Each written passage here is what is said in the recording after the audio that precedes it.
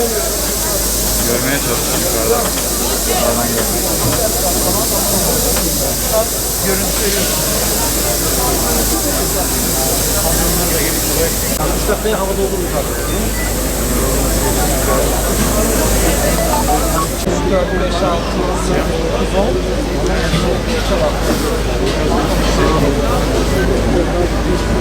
Yerleri yapsana.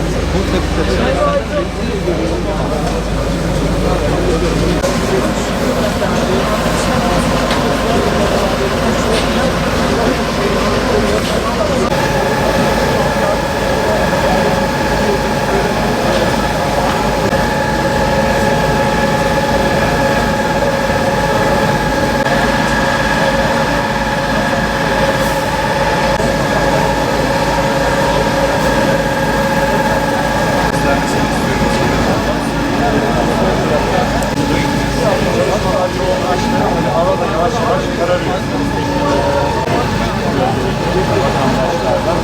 Orası daha bir var.